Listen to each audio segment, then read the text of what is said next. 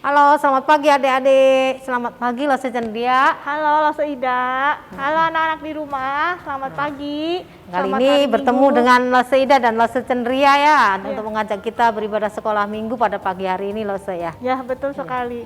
Untuk memulai ibadah kita, mari kita masuk dalam doa ya.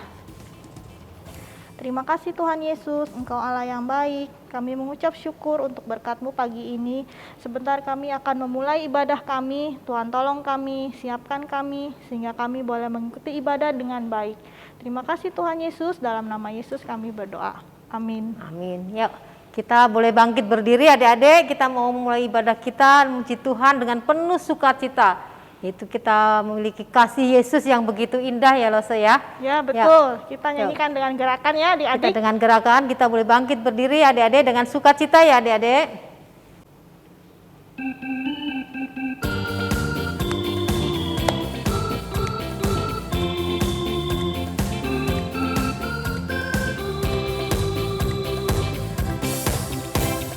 Kasih Yesus indah-indah, oh indah. Kasih Yesus indah-indah, oh indah. Kasih Yesus indah-indah, oh indah. Kasih Yesus indah-indah, oh indah. Lebih indah dari pelangi, lebih indah dari bintang di langit, lebih indah dari bunga di padang, oh Yesusku. Kita naikkan pujian ini sekali lagi.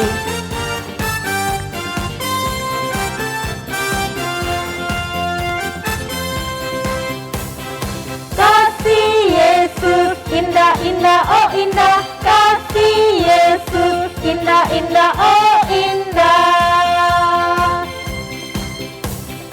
Kasih Yesus indah-indah, oh indah. Kasih Yesus indah-indah, oh indah. Lebih indah dari pelangi, lebih indah dari bintang di langit, lebih indah dari bunga di padang, oh Yesusku. Ya, kasih Yesus yang begitu indah Lose, dari bunga di padang, dari bintang di langit juga Lose ya. Ya betul sekali adik-adik. Allah kita adalah Allah yang luar biasa, Allah yang sangat baik bagi kita. Kita akan melanjutkan satu pujian yaitu God is so good. Mari kita Allah yang nyanyikan begitu dengan baik sukacita. buat kita, yang mengasihi kita Lose, Ya betul sekali Lose. Tetap pakai gerakan ya adik-adik ya.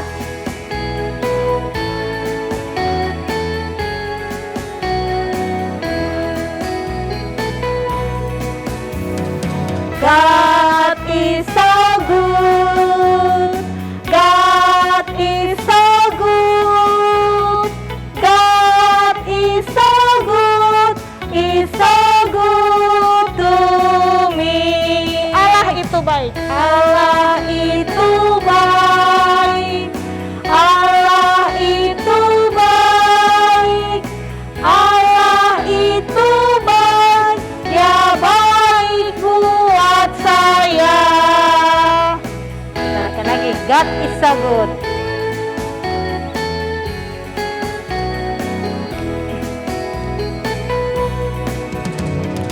God is so good. God is so good. God is so good. Is so good to me. Allah itu baik. Allah itu baik. Allah itu baik. Allah itu baik. Dia baik buat saya. Ya adik-adik, kini tiba saatnya kita akan memberikan persembahan. Persembahan yang sudah disediakan di rumah ya. Adik-adik masih memiliki celengan ini kan. Ayat persembahan pada minggu ini diambil 2 Korintus 9 ayat 7. Hendaklah masing-masing memberikan menurut kerelaan hatinya. Jangan dengan sedih hati atau paksaan. Sebab Allah mengasihi orang yang memberi dengan sukacita. Yuk kita berikan persembahan ya.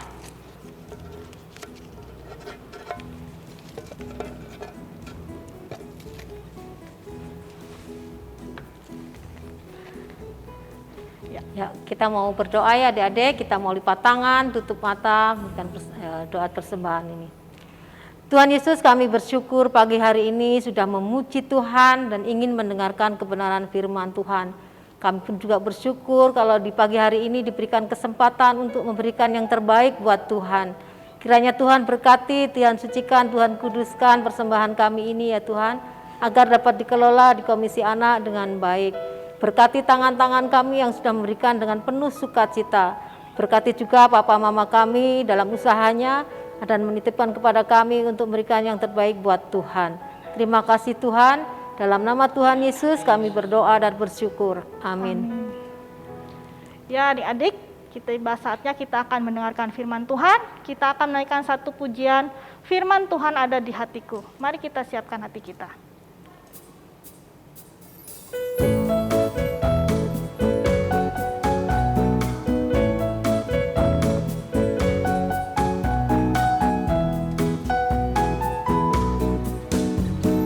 Firman Tuhan ada di hatiku, ada di langkahku, ada di hidupku, dan terus bertumbuh sirami jiwaku. Berbuah, berbuah, berbuah, berbuah, berbuah, berbuah, berbuah, berbuah. Sekali lagi ya. Firman Tuhan ada di hatiku, ada di langkahku, ada di hidupku, dan terus bertumbuh sirami jiwaku. Berbuah, berbuah, berbuah, berbuah, berbuah, berbuah, berbuah, berbuah. Ya, selamat mendengarkan firman Tuhan. Selamat mendengarkan firman Tuhan adik-adik. Halo semuanya, ketemu lagi di dalam sekolah minggu hari ini. Nah, sebelum kita akan bersama-sama merenungkan firman Tuhan, yuk kita berdoa dulu. Lause akan pimpin dalam doa ya. Mari kita berdoa.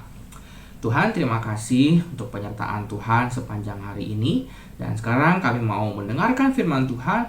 Tolonglah setiap kami untuk kami boleh dapat mengerti apa yang ingin Engkau sampaikan kepada setiap kami. Terima kasih ya Tuhan. Di dalam nama Tuhan Yesus kami berdoa. Amin. Nah adik-adik, seperti yang adik-adik lihat nih, di depan Lause pada saat ini ada beberapa buku. Ada beberapa buku. Ya adik-adik lihat, ada buku yang tipis, ada buku yang agak tebel, ada buku yang tebel. Ada buku yang tebel. Dan bahkan yang lebih tebal dari ini pun ada. Lebih tebal lagi ya kan? Nah adik-adik, kalau misalnya kita lihat semua buku-buku ini, apa sih persamaan dari semua buku-buku ini? Ya, kalau kita lihat nih bukunya ini semua sama-sama dari kertas ya kan, dari kertas. Terus sama-sama ada sampulnya nih, ada sampul depan, ada sampul belakang ya kan. Terus ada tulisan, ada banyak tulisan di dalamnya ya kan. Nah, terus ada satu lagi persamaan yang lainnya adik-adik, yaitu semua buku yang ditulis ini memiliki maksud dan tujuan tertentu kenapa buku ini ditulis. Ya, semua buku yang ditulis oleh penulisnya pasti ada maksud dan tujuannya. Jadi, semua buku ini ketika penulisnya itu menuliskan buku ini, pasti ada sesuatu yang penulisnya itu ingin sampaikan kepada setiap pembacanya. Ya, nggak mungkin kan misalnya nih ketika penulisnya nulis buku ini, ya misalnya nih Bapak Enki yang tulis ya, Nabil Qureshi. Terus kita mau wawancara nih ke Bapak Enki ini, kita tanya, Pak, kenapa sih Bapak menulis buku ini? Apa? Kenapa? Apa tujuannya Bapak nulis buku ini? Terus Enki-nya jawab, ya nggak ada, sembarangan aja pengen nulis buku ini, iseng gitu ngisi waktu luang, nggak ada tujuannya sebenarnya ya. Ya nggak mungkin seperti itu kan adik-adik, nggak mungkin seperti itu. Jadi semua buku yang ditulis pasti ada tujuannya kenapa buku itu ditulis. Nah, ada sesuatu pesan khusus yang mau disampaikan oleh si penulis kepada pembacanya. Termasuk juga Alkitab kita adik-adik, Alkitab kita ya, Alkitab yang kita miliki. Ini Allah menuliskan Alkitab ini melalui orang-orang yang sudah Tuhan pilih, dan kemudian orang-orang itu akan menulis Alkitab ini. Dan tentu saja adik-adik, Allah punya sesuatu yang mau Dia sampaikan buat kita semua, ya kan? Nah, adik-adik, Alkitab ini terdiri dari banyak kitab-kitab dan surat-surat yang kemudian dikumpulin jadi satu seperti ini. Nah, ya, jadilah Alkitab. Terus, setiap kitab dan surat yang ada di dalamnya ada maksud dan tujuan yang ingin disampaikan oleh si penulis kepada semua yang membacanya. Begitu juga dengan keempat Injil yang ada di dalam Alkitab ini, yaitu Injil Matius, Injil Markus, Injil Lukas, dan Injil Yohanes. Nah, keempat Injil ini punya maksud dan tujuan tertentu bagi kita yang membacanya. Apakah tujuannya? Nah, jawabannya ada di Injil Yohanes pasalnya yang ke-20 ayat 31. Ya, jawabannya ada dalam Injil Yohanes pasal 20 ayat 31. Lalu saya akan bacakan buat kita semua ya. Demikian bunyi firman Tuhan. Tetapi semua yang tercantum di sini telah dicatat supaya kamu percaya bahwa Yesuslah Mesias, Anak Allah, dan supaya kamu oleh imanmu memperoleh hidup dalam namanya. Nah, adik-adik, jadi tujuan Injil ini ditulis adalah supaya kita itu bisa mengenal siapa sih Tuhan Yesus itu. Kok bisa? Emang Injilnya itu isinya apa aja? Kok melalui Injil kita bisa kenal Tuhan Yesus? Nah, gini adik-adik, isi daripada Injil itu ya ada tentang kelahiran Tuhan Yesus, ada tentang kehidupannya Tuhan Yesus, ada tentang pengajaran Yesus, ada mujizat-mujizat yang dilakukan oleh Tuhan Yesus. Kemudian ada juga waktu Tuhan Yesus disalibkan, Dia mati, kemudian bangkit, dan naik kembali ke sorga. Nah, mungkin di antara adik-adik yang ada yang pernah bertanya seperti ini ya, mengenai keempat Injil ini. Kan isinya mirip-mirip tuh. Kenapa kok harus ada 4 Injil gitu? Kenapa harus 4? Kenapa nggak 1 aja gitu? Jadi kan yang dibaca juga nggak banyak, 1 doang gitu. Kenapa? Nah, adik-adik, kenapa Tuhan sampai memberikan 4 Injil kepada manusia? Itu ada alasan khususnya. Misalnya nih ya, Injil Matius. Ya, kita lihat Injil Matius, Injil yang pertama. Matius ini siapa? Matius ini adalah salah satu murid Yesus. Dia menulis Injil ini, sasarannya adalah untuk orang-orang Yahudi. Nah, kenapa? Karena gini, orang-orang Yahudi itu kan mereka cuma punya kitab Perjanjian Lama, ya kan? Mereka cuma punya Perjanjian Lama dari Kejadian sampai Maleakhi. Itu kitabnya mereka. Itu yang mereka percaya. Nah, Matius ini dia tuh pengen kasih tahu ke orang-orang Yahudi itu kalau Tuhan Yesus ini adalah penggenapan dari Perjanjian Lama itu, adik-adik. Nah, orang Yahudi itu kan dia nungguin Mesias gitu kan. Orang Yahudi itu masih menunggu kapan Mesias datang gitu. Nah, Matius ini dia kasih tahu, "Hei orang Yahudi, ini loh Mesias yang kalian tunggu-tunggu. Ini Mesias, Tuhan Yesus adalah Mesias yang kalian tunggu-tunggu. Tuhan Yesus." Gitu. Jadi Matius mau kasih tahu kalau Tuhan Yesus itu adalah penggenapan dari kitab Taurat, dari Perjanjian Lama, dari kitab yang orang Yahudi percayai. Nah, itu yang pertama, Injil Matius. Kemudian Injil Markus, adik-adik. Markus ini bukan salah satu dari 12 murid Yesus, ya kan? Tapi Markus itu pelayanannya bersama dengan Petrus, Simon Petrus, murid Tuhan Yesus kan? Nah, terus Markus ini bisa tahu Injil dari mana? Nah, Markus ini mencatat kehidupan dan pengajaran Tuhan Yesus itu tentu saja dari Petrus. Jadi, Injil Matius ini ditujukan untuk semua pembaca gitu, untuk orang-orang yang dikabarkan Injil, supaya orang-orang tahu siapa sih Yesus itu. Kan selama ini cuma diomongin. Nah, Markus ini nulis supaya orang-orang bisa baca siapakah Tuhan Yesus itu. Itu Injil Markus. Sekarang yang ketiga, Injil Lukas. Siapa Lukas itu? Lukas ini memang bukan murid Yesus juga. Bahkan dia bukan orang Yahudi loh. Nah, Lukas ini adalah seorang dokter pada masa itu, tabib. Dia asalnya dari Yunani. Nah, tapi meskipun dia bukan orang Yahudi, dia tuh meneliti dengan seksama tentang kehidupan dan pengajaran Tuhan Yesus. Waktu itu Lukas tulis tujuannya dia mau menunjukkan ke para pembacanya bahwa Yesus itu dia penuh dengan belas kasihan loh. Dia juga mau datang kepada banyak orang loh. Gitu. Itu Injil Lukas, ya kan? Nah, sekarang Injil yang keempat, Injil Yohanes. Nah, Yohanes ini adik-adik, dia adalah murid yang sangat dekat dengan Tuhan Yesus. Murid yang dikasihi Tuhan Yesus. Nah, dia tulis di situ ya. Nah, Yohanes ini melalui Injil Yohanes dia tuh mau menjelaskan bahwa Yesus ini adalah Allah yang berinkarnasi menjadi manusia. Makanya di dalam Yohanes yang pertama kan pada mulanya adalah firman. Bahwa dia tuh tentang Tuhan Yesus seperti itu. Pada mulanya adalah firman, firman itu bersama-sama dengan Allah. Firman itu adalah Allah gitu. Jadi dia mau menunjukkan, Yesus itu adalah Tuhan. Nah, gitu. Nah, adik-adik, inilah sekilas tentang 4 Injil yang kita punya di dalam Alkitab kita, ya kan? Jadi bukannya Tuhan tuh kurang kerjaan, dia sampai kasih 4 Injil, enggak. Memang semuanya tuh punya tujuan tertentu. 4 Injil ini, mereka tuh bukannya saling bertentangan gitu ya, tapi 4 Injil ini mereka saling melengkapi satu dengan yang lain, saling melengkapi. Dan tentu saja Injil ini, 4 Injil ini sangat menolong kita untuk kita mengetahui lebih banyak tentang Tuhan Yesus. Dan inilah tujuan Injil itu, supaya kita mengenal juru selamat kita. Nah, adik-adik, kalau kita semua sampai hari ini kita masih bisa membaca Alkitab, ya mungkin kita nggak baca dari Alkitab fisik ya, mungkin adik-adik bacanya dari HP gitu ya.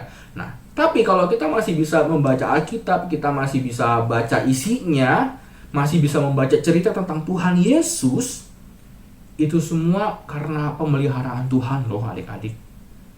Pemeliharaan Tuhan loh. Kalau Tuhan gak pelihara, ya mungkin Alkitab itu sudah hilang sejak ratusan atau ribuan tahun yang lalu adik-adik. Dan kita tuh gak pernah tahu Alkitab yang asli itu seperti apa sih isinya gitu. Nah, jadi adik-adik, kenapa bisa kalau saya katakan seperti itu? Nah, jadi adik-adik di zaman dulu untuk menyalin tulisan itu sangat susah ya kan. Salinan tuh susah dibuat sehingga jumlahnya tuh terbatas. Nggak kayak kita di zaman sekarang kan, kita mau salin tinggal print, tinggal fotokopi gitu kan. Salinannya ada. Terus kalau misalnya kita bentuk digital gitu, kita mau salin, tinggal masukin aja ke internet, entah itu ke Google Drive, ke cloud, atau upload kemanapun, aman. Tulisan nggak akan bisa hilang ya kan. Nah, kalau di zaman dulu beda. Kalau mau bikin kitab atau surat gitu, semua tulis manual pakai tangan. Terus harus teliti huruf demi huruf, nggak boleh salah. Soalnya waktu itu belum ada tipek. Nah, terus kalau misalnya nih suratnya sudah jadi nih, terus mau diantarkan ke sono, ya ke satu tempat gitu, mau dibaca, itu dia bawanya juga harus hati-hati gitu ya. Apalagi kalau misalnya waktu dia jalan terjadi hujan badai atau banjir, terus kepleset, kitabnya nyemplung ke air, habis dah kitabnya, ya kan? Nah, oleh karena itu adik-adik, kita tuh bersyukur sekali sama Tuhan, karena Tuhan tuh menjaga sedemikian baik, ya, sehingga isi Alkitab ini bisa dibaca terus dari waktu ke waktu adik-adik. Nah, terus apa yang kita baca hari ini, isi Alkitab hari ini, itu tuh sama dengan apa yang orang-orang baca waktu ribuan tahun yang lalu. Ya, waktu kitab ini pertama-tama dibaca, dibuat, ditulis gitu kan, itu sama isinya dengan yang kita baca hari ini. Cuma beda terjemahan aja. Luar biasa kan adik-adik? Nah, terakhir nih adik-adik, Lause mau sedikit berpesan. Ya, Lause mau sedikit berpesan. Kalau misalnya nanti adik-adik sudah besar, ya kan, sudah banyak ketemu banyak orang dan terjadi dialog tentang agama-agama gitu ya. Terus adik-adik dikasih tahu, selain 4 Injil itu ada Injil yang lain gitu. Selain Matius, Markus, Lukas ada Injil yang lain. Misalnya Injil Yudas misalnya, atau Injil Barnabas gitu, atau Injil Thomas gitu. Nah, adik-adik, Lause berpesan nggak usah percaya sama Injil itu ya. Kenapa? Itu kan Injil juga. Oh, bukan ya. Jangan percaya sama Injil itu. Karena Injil-Injil yang disebut Injil itu, Injil Yudas, Barnabas, Injil Thomas. Itu tuh isinya itu ya pertama-tama kita nggak tahu siapa yang tulis. Ya bisa aja orang yang tulis tapi dia ngaku-ngaku, ini Barnabas loh yang tulis. Oh ini Injil Paulus yang tulis. Bisa aja orang ngaku-ngaku seperti itu. Yang pertama. Yang kedua, Injil-Injil yang lain itu isinya berbeda dari 4 Injil yang sudah kita punya. Isinya beda. Nah, jadi adik-adik, kita, ya khususnya kita yang ada di gereja kita ini, kita mengakui 4 Injil inilah yang benar. 4 Injil yang sudah diakui, yang sudah ada satu komplit di dalam Alkitab ini. Jadi selain dari 4 Injil itu, Matius, Markus, Lukas, Yohanes, Injil yang lain nggak perlu dibaca. Oke? Nah, adik-adik, kiranya melalui pembelajaran kita pada hari ini, kita tuh bisa mensyukuri Alkitab yang kita miliki ya khususnya 4 Injil ini. Karena melalui Injil ini, kita jadi bisa mengenal Tuhan yang benar. Karena melalui Injil ini juga kita bisa mengetahui bahwa kita punya seorang juru selamat, yaitu Tuhan Yesus Kristus. Nah, mari kita berdoa adik-adik. Tuhan Allah Bapa kami dalam kerajaan surga, kami mengucap syukur dan terima kasih untuk Injil yang Engkau berikan kepada setiap kami. Kami mengucap syukur ya Tuhan karena melalui Injil ini kami jadi mengenal, kami mengetahui siapakah Engkau ya Tuhan.